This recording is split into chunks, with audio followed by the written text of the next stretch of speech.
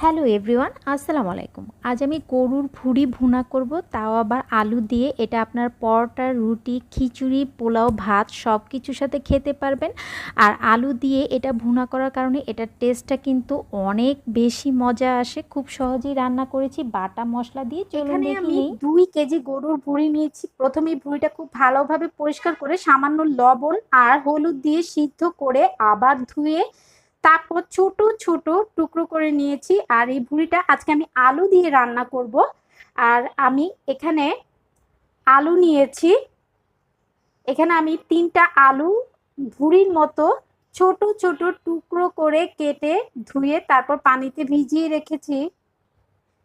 এখানে আমি 1 কাপ পেঁয়াজ বাটা নিয়েছি, আর 1 টেবিল স্পুন করে রসুন বাটা আর আদা বাটা, আর হাফ কাপ পেঁয়াজ কুচি নিয়েছি, আর একটা বড় সাইজের টমেটো নিয়েছি, সেটা আমি ছোট ছোট করে টুকরো করে নিয়েছি। শুকনো মশলার মধ্যে এখানে আমি 1 টেবিল স্পুন করে জিরা গুঁড়া, হলুদ গুঁড়া আর মরিচ গুঁড়া নিয়েছি, 1 টিস্পুন গরম মশলার গুঁড়া নিয়েছি, আস্ত 2টো তেজপাতা, 2 টুকরো দারুচিনি, একটা নিয়েছি কালো এলাচ, 5টা সবুজ এলাচ আর 5টা লং নিয়েছি। চুলায় একটা প্যান বসিয়ে দিয়েছি। এখন আমি পর্যাপ্ত পরিমাণে তেল দিয়ে দিব। প্রায় এখানে 1 কাপের মতো আমি তেল নিয়েছি। তারপর আমি যে আস্ত গরম মশলাগুলো রেখেছিলাম সেগুলো আমি দিয়ে দিব তেলের সাথে। হালকা একটু ফ্লেভার আসা পর্যন্ত অপেক্ষা করব। যখন গরম মশলার একটা ফ্লেভার চলে আসবে এ পর্যায়ে আমি হাফ কাপ পেঁয়াজ কুচি দিয়ে দিব।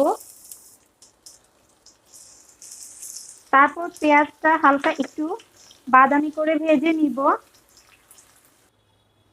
পেঁয়াজ ভাজা শেষ। পেঁয়াজ কিন্তু হালকা বাদামি রঙের হয়ে এসেছে। এখন আমি 1 কাপ পেঁয়াজ বাটা দিয়ে দিব। পেঁয়াজ বাটার সাথে আমি 1 টেবিল স্পুন করে আদা রসুন বাটা সেটাও দিয়ে দিব। আর একই সাথে আমি যে একটা টমেটো ছোট করে কেটে রেখেছিলাম সেটা দিয়ে দিচ্ছি, কারণ টমেটোগুলো কিন্তু একদম মশলার সাথে আমি পেস্ট করে ফেলবো। এখন আমি মশলা যেন পুড়ে না যায় এই জন্য আমি সামান্য একটু পানি দিব। তারপর আমি লবণ দিয়ে দিব।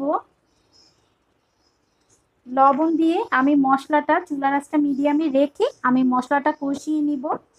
2 মিনিটের মতো আমি মশলাটা একটু কষিয়ে নিব।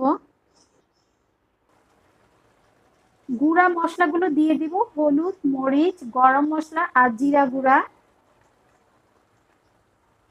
এখন আমি মশলাটা খুব ভালোভাবে কষিয়ে নিব। কষানো শেষ। এখন আমি কেটে রাখা ভুঁড়িগুলো দিয়ে দিব মশলার সাথে। সামান্য আর একটু লবণ দিয়ে দিব। আমি মশলা কষানোর সময় কিন্তু খুব অল্প পরিমাণে লবণ দিয়েছিলাম, তাই এখন ভুঁড়ি দেওয়ার পর আবার একটু লবণ দিচ্ছি। তারপর মশলার সাথে ভুঁড়িগুলো খুব ভালোভাবে কষিয়ে নিতে হবে। 5 মিনিটের মতো আমি খুব ভালোভাবে ভুঁড়িটা মশলার সাথে কষিয়ে নিয়েছি। এখন আমি ভুঁড়িটা যেন ভালোভাবে সিদ্ধ হয়ে যায় এই জন্য আমি পানি দিয়ে দিব। আমি 2 কাপের মতো পানি দিয়ে দিব।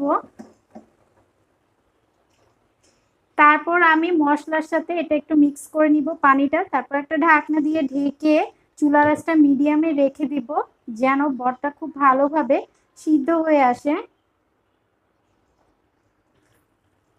ভুঁড়ি কিন্তু সিদ্ধ হয়ে গিয়েছে, আর আমি যে 2 কাপ পানি দিয়েছিলাম সেই পানিতে কিন্তু এটা শুকিয়ে গিয়েছে আর সিদ্ধ হয়ে গিয়েছে।